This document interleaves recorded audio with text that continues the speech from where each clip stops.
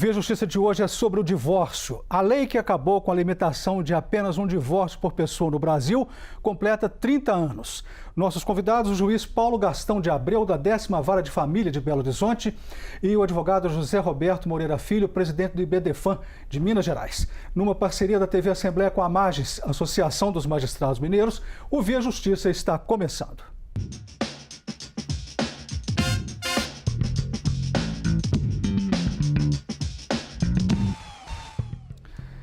A lei de 77, que instituiu o divórcio no Brasil, só permitia divorciar apenas uma vez. Em 89, uma outra lei acabou com esta limitação. 30 anos depois, como ver o divórcio hoje no país, doutor Paulo? Infelizmente, as pessoas, eu costumo dizer, nas minhas audiências, as pessoas perderam um pouco aquela paciência que os nossos pais tinham, de entender o casamento como um desafio natural de se criar uma família. E, de um modo geral, eu vejo que a média de duração de um casamento, quando chega a mim, é bem inferior àquele período antigo, que esperava todos os filhos formarem na faculdade para poder se desvencilhar de um problema que ia continuar. Hoje estão divorciando com quanto tempo de casados? Eu costumo dizer que quando aparece alguém lá com mais de 15 anos, eu assusto. Infelizmente. Não tem paciência mais, assim, das pessoas que vêm até lá, Eu não sei, eu brinco que 100% da culpa do divórcio é o casamento. Agora, não tem como ser diferente, mas que hoje a gente percebe, nos casos que chegam, uma certa impaciência. É raro, é muito raro. Em 11 anos que eu estou lidando na área de família, não foram 11 casos, talvez menos da metade disso, que as pessoas resolveram reconciliar. É muito difícil, assim, o relacionamento, isso das partes, que chegam até o judiciário. Vamos relembrar a história do divórcio no Brasil. Como era, doutor José Roberto, a separação antes de 77, quando o divórcio foi instituído? Carlos, nem separação era a denominação naquela época, era chamado do desquite. Ou seja, o desquite naquela época era uma forma de terminar o casamento, mas não dissolver o vínculo conjugal. Então as pessoas só poderiam se desquitar, mas ainda permaneciam casadas, ou seja, o impedimento de contrair novo matrimônio ainda persistia. E justamente por isso é que apareceu a lei do divórcio, é justamente para que as pessoas pudessem constituir novas relações matrimoniais, desconstituindo a relação matrimonial anterior. Doutor Paulo, como que foi a luta pela instituição do divórcio? Como os conservadores ficaram vencidos? Não foi uma batalha fácil, Porque a própria igreja, exercia uma influência bem maior nesse campo. Existia um preconceito muito grande na época da mulher desquitada, Quer dizer, é um duplo preconceito, do nosso machismo tradicional aí, arraigado, e isso se espelhou na dificuldade do alcance desse instituto, e que hoje, infelizmente, como eu acabei de dizer, as pessoas não entenderam. Não é pelo fato de você ter uma via de divorciar e da pessoa ter uma segunda chance de um relacionamento melhor, talvez, é que isso pode ser banalizado, justamente porque hoje você pode casar num dia, divorciar no outro e casar depois no terceiro, assim, brincando, Porque tem os proclamos, aquelas, Mas, de fato, se não tiver filhos, então, o caminho pode ser direto no cartório, nem vai até o juiz. Na evolução da sociedade, doutor Zé Roberto, como que a lei de 77 foi ficando ultrapassada? Veio a Constituinte, a Constituição de 88, Como que isso foi? Porque a lei de 77, apesar dela ter instituído o divórcio, ela colocou alguns requisitos para que se pudesse divorciar. Eu teria que ficar separado judicialmente por um certo tempo, que no começo era de 5 anos, depois passou para 1 ano, ou poder ficar separado de fato por mais de 2 anos. Acontece que com o advento da Constituição da República, o direito de família trouxe o chamado princípio da afetividade. O afeto era talvez a base central das relações amorosas, sejam elas de união estável, sejam elas de casamento. E como o afeto passou a ser entendido como fundamento jurídico, seja para o estabelecimento das relações de conjugalidade, seja até para o rompimento das relações, ou seja, a falta de afeto leva ao divórcio, leva à separação, e a presença do afeto é que justamente faz com que as partes tenham o interesse de separar ou divorciar. Como o afeto foi elevado a essa categoria de fundamento jurídico, entendeu o legislador de 2010, da chamada Emenda Constitucional de 2010, que a falta do afeto por si só já poderia possibilitar o rompimento do casamento. Então, a lei de 77 foi ultrapassada porque hoje a atual lei ela não necessita de prova de qualquer condicionante ou de qualquer requisito. O único requisito para se divorciar hoje em dia é você estar casado. Quais as regras para a realização do divórcio, doutor Paulo? Não, na verdade, é como eu já disse, o professor acabou de mencionar, né? Para divorciar basta estar casado. Não existe nenhum requisito. Você estando casado, o casamento, vamos supor, acabou, não deu certo. Não existe aquela coisa antiga, eu não vou te dar o divórcio, muito em novela, né? A pessoa entra com um pedido, né? Uns documentos mínimos, né? Certidão de casamento, uma identificação, um comprovante de residência, vamos dizer assim, só para saber que é da comarca, e a gente comunica a outra pessoa, no caso chama citação.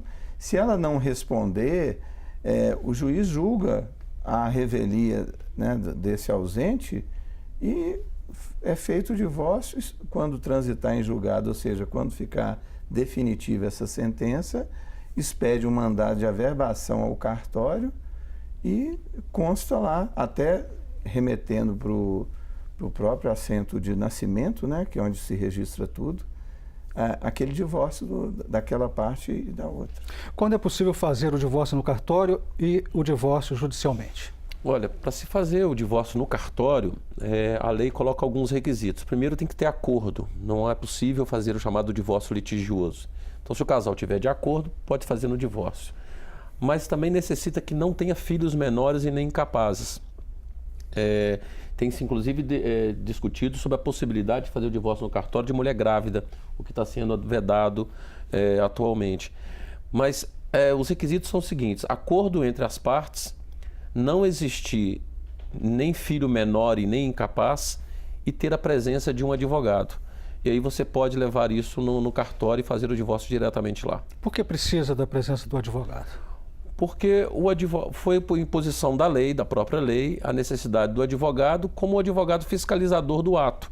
Porque nós não vamos ter ali na presença da figura do cartório a figura do juiz e a figura do Ministério Público como fiscalizador, né, do ato. Então o advogado acaba assumindo esse papel, representando as partes para que o acordo tenha um fundamento jurídico, tenha uma consistência jurídica, para que esse acordo realmente seja eficaz. O nome de casado no divórcio em cartório pode continuar, doutor Paulo? Bom, eu imagino que tanto no cartório, que realmente eu não tenho tanta informação, né? Mas a pessoa hoje, o que eu entendo, isso com base até num posicionamento antigo, porque hoje existe até troca, né? O homem põe um sobrenome da mulher e a mulher põe o do homem. Mas qualquer situação de alteração de nome não pode ser imposta.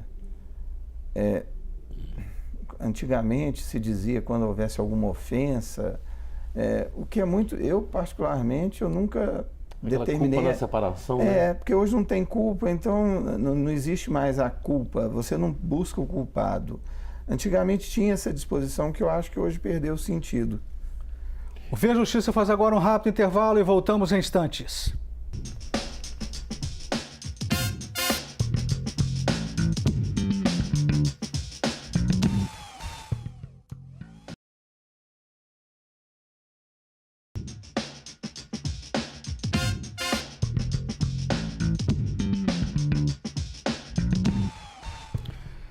O Via Justiça e o divórcio no Brasil. A lei que permitiu divorciar mais de uma vez completa 30 anos. Participam do programa o juiz Paulo Gastão de Abreu, da 10ª Vara de Família de Belo Horizonte, e o advogado José Roberto Moreira Filho, presidente do IBDFAM de Minas Gerais. Uma questão curiosa sobre o divórcio é com quem devem ficar os animais de estimação. Vamos abrir esse bloco com a opinião de algumas pessoas sobre isso aqui em Belo Horizonte. Bom, o ideal seria a guarda compartilhada, mas tem o lado de que um dos dois foi quem tomou a iniciativa de levar o animal, de ter mais carinho. Eu acho que se conseguir provar o que tem mais carinho, é o que deve ficar com o animal, eu acho. Se o casal vai tratar bem o animal, tem que ser guarda compartilhada, porque o animal tem amor aos dois. O maior amor do mundo está nos animais, principalmente o cão, né? Eu sou a favor de ficar com os dois, se for bem tratado. Porque se não for bem tratado, não, tem que ficar com quem ama. Eu acho que poderia ser a guarda compartilhada, mas no caso aí, a pessoa que tem mais carinho com aquele animal que deveria ficar com ele. Eu acho que a guarda é compartilhada, porque tanto o homem quanto a mulher, todos os dois gostam do animal. E o animal não tem culpa de nada, o animal ama ambos. Porque o animal não tem conhecimento dessas coisas, né? Da incompatibilidade do casal. Então o animal, ele tem amor, o animal tem estresse, o animal tem depressão, tem tudo isso. Eu acho que compartilhar é a melhor forma de reconciliar uma situação como essa. O ideal é guarda compartilhada mesmo, né? Eu acho que o casal tem que se entender em todos os aspectos, inclusive em relação ao animal. É isso mesmo, doutor Paulo? Guarda compartilhada? Olha, O termo é esse? Esse carinhômetro aí é ótimo, né? Porque eu tive um caso em Uberaba da cadela Duda, né? Quer dizer, tem várias Dudas aí, então não estou identificando as partes, né? Que tudo é em segredo de justiça. Mas que deu problema. Naquele tempo não era obrigatória a guarda compartilhada e eu coloquei a guarda, salvo engano, com a mãe, né? A mulher, e com direito de visitas do pai da cadela Duda. E não é que deu problema, porque o pai disse que a cadela tinha fugido e que sumiu, aí depois veio ao processo a informação de que ele havia escondido o animal. E aí eu tive que proibir a visitação do pai dali para frente. Então é uma situação assim, eu estou rindo porque eu adoro animais, né? Mas a gente não pode ter tanta preocupação assim, com todo respeito aos animais, né? A exemplo desse carinhômetro aí, é muito complicado você sugerir uma guarda compartilhada de um bichinho de estimação. Isso tem, porque o grande problema da guarda, de um modo geral, dos seres humanos, não são as crianças ou os bichinhos, né? São os pais, né? Entre aspas. Como que o senhor vê a questão, doutor Zé Roberto? Olha, a guarda, o significado de guarda é a responsabilidade. Quando a gente fala de guarda, geralmente as pessoas entendem guarda como se fosse, eu tenho a guarda, então eu que mando. Não, não é isso que acontece. A guarda é a responsabilidade conjunta. A responsabilidade, acredito que deve ser dos dois, porque os dois compraram esse cachorro, os dois criaram esse cachorro, ou esse gato, ou esse animal de estimação. O que deve ser compartilhado é a convivência. E aí, logicamente, que devemos trabalhar, talvez por analogia, o chamado melhor interesse do animal ou do animal de criação. Qual que é o melhor interesse desse animal? Ou seja, com quem que ele vai ficar melhor tratado? É com os dois? Então se dê a guarda compartilhada. É somente com aquele que tem mais tempo de dedicar a ele? Porque às vezes um dos genitores viaja, o outro que vai ficar aos cuidados desse animal. Então, a questão da guarda, a questão da convivência, ela deve ser casuísta. Cada caso é um caso, até mesmo a possibilidade, por exemplo, que hoje nós temos a possibilidade de fazer clonagem em animais. Você reproduzir aquele mesmo animal. Ou crias de animais, onde você pega um filhote daquele animal e um fica com a matriz e o outro fica com o filhote. Então é bem diferente a guarda de criança e adolescente da guarda de animal. O novo sistema do divórcio substituiu o discurso da culpa, como o senhor falou, os senhores falaram, né? Pelo da responsabilização do sujeito. Eu gostaria que o senhor falasse sobre isso, doutor Paulo. Bom, na verdade, o que eu entendo que já caiu é você tentar atribuir a responsabilidade do fim de um matrimônio, que é uma via de constante mão dupla, né, de idas e vindas e de uma construção de afeto e de companheirismo, não tem como você medir uma culpa do fim do relacionamento para um ou para outro. Às vezes a omissão pode ser mais agressiva do que a ação. Então, nesse sentido, eu entendo que, por essas e outras, né, que eu ainda não entendi cabível indenização por danos morais numa relação familiar. O que o senhor acha disso, doutor José? Olha, o posicionamento do Superior Tribunal de Justiça é de acordo com o doutor Paulo falou, ou seja, nas relações amorosas, o dano moral não é cabível porque faz parte das relações amorosas justamente o dissabor pelo fim dessa relação. Logicamente que a responsabilidade pelo fim da relação, quando ela é exacerbada no sentido da pessoa dar publicidade, colocar em redes sociais, publicizar a traição, isso pode repercutir numa esfera de dano moral porque refoge do dissabor propriamente dito de um fim de uma relação. Então, o entendimento atual da jurisprudência é justamente isso, ou seja, não gera responsabilidade por dano moral o simples fato de uma traição, de um rompimento de uma relação conjugal. O que gera o dano moral é quando isso é exacerbado, quando isso é publicizado, quando isso refoge a uma normalidade. Aí sim, em casos concretos, é possível essa responsabilização. A Justiça faz mais um intervalo e voltamos em seguida com o bloco final do programa.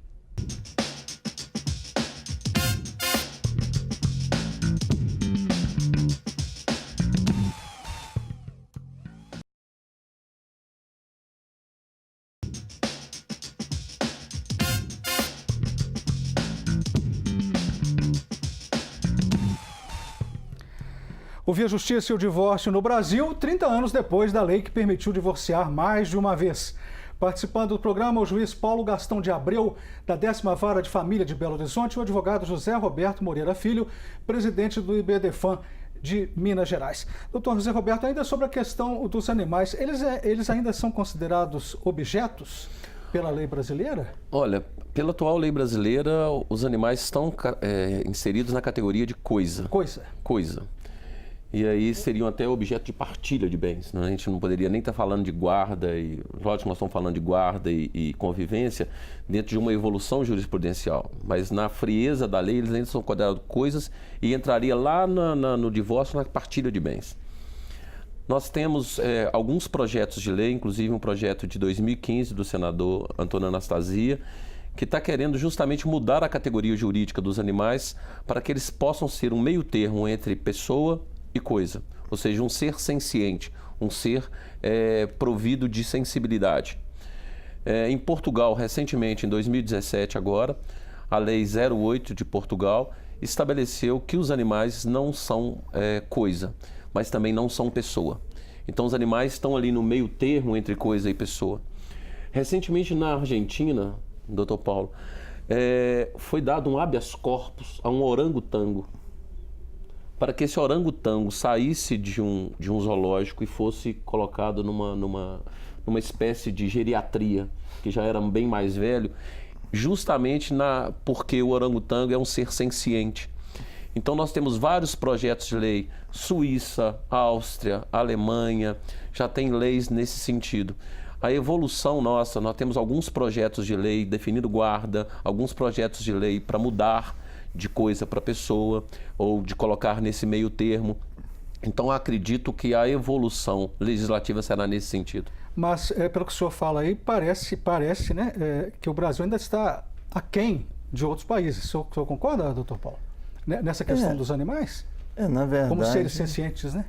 Na verdade, embora não esteja formalizado, né, mas a gente percebe, de um modo geral, o afeto que as pessoas têm, né, pelos animais domésticos, e é apenas um respaldo, né, do sentimento da população, né, que eu acredito que existe há muito tempo. Eu não vejo, igual esse caso que eu tive, né, foi o único que eu tive em 11 anos, lidando só com família, foi o único que eu tive. Então, assim, as pessoas conseguem resolver sem a necessidade de levar aos tribunais, né, de um modo geral. Na evolução do direito de família, doutor Zé Roberto, os animais afirma-se, né, que eles entram no conceito da felicidade familiar. Gostaria que o senhor falasse sobre isso. Sim, os animais entram no conceito de felicidade, no conceito de afetividade, né, que é muito importante nas relações de família. Tem casais e até mesmo pessoas solteiras que têm como única forma de relacionamento o relacionamento com o seu animal de estimação. Então, os animais passam a ser parte integrante dessa família e nós vemos e já tem relatos bem claros de pessoas que começam a se adoentar pela não presença daquele animal. Então, é uma questão que tem que ser melhor discutida. Nós temos projetos de lei nesse sentido, mas acredito que os julgados, a jurisprudência estão avançando mais nesse sentido, na medida em que os animais passam a ser parte integrante da família e devem ser considerados dessa forma. Tem mais algum caso interessante sobre animais que os senhores podem trazer? Olha, de caso interessante de animal é a questão da disputa que nós temos hoje em dia, né? Ou seja, talvez as questões que devem ser colocadas hoje em dia, por exemplo, no direito de família, é se os animais teriam direito a uma pensão alimentícia. Né? Nós estamos falando de guarda, nós estamos falando de convivência, mas e a pensão alimentícia? Porque um animal de estimação gera um custo muito grande. Né? E quem vai pagar? Já tem essa discussão? Já tem essa discussão de pensão alimentícia para o animal. Só que essa discussão ela é um pouco mais rasa, porque nós colocamos a discussão da pensão alimentícia no animal, quando a gente vai pegar as necessidades da pessoa, ela coloca lá os gastos com o animal de estimação. Mas o que eu indago é o seguinte: poderia o animal, por si só, representado por seu dono, entrar com uma ação de alimentos contra o outro dono, para que aquele outro dono também pudesse ampará-lo? É uma questão que ainda não tem solução e eu não vejo ainda nenhuma decisão judicial nesse sentido. Mas é uma discussão jurídica interessante. A gente está chegando ao final do programa, vamos partir para as considerações finais, doutor Paulo, sobre o divórcio. É claro que esse tema é abrangente, né? A gente está falando apenas um flash de alguns pontos pontuais, né? Mas como que o senhor vê, como é que o senhor sintetiza o divórcio hoje no país? As leis e a elaboração legislativa em andamento.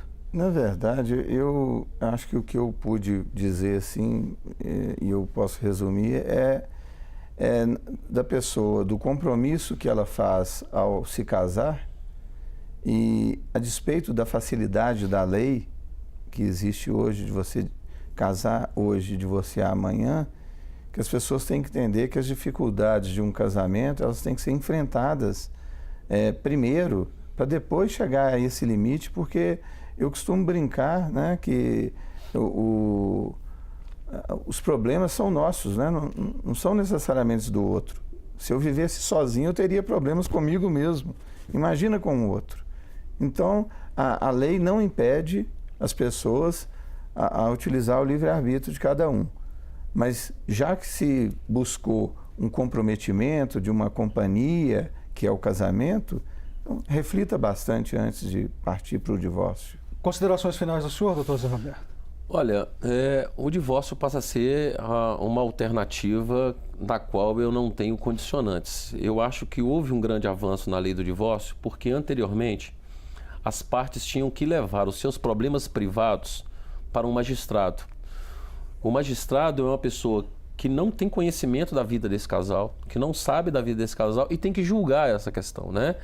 Então, hoje em dia, a facilitação disso, porque eu não tenho que expor os motivos que me levam ao divórcio. Então, essa talvez é a grande vantagem da lei de divórcio atual. Muito obrigado aos senhores pelas participações. O Via Justiça de hoje termina aqui. Nós conversamos com o juiz Paulo Gastão de Abreu e com o advogado José Roberto Moreira Filho. Fale conosco pelo e-mail viajustiça@mais.com.br. E até o nosso próximo encontro.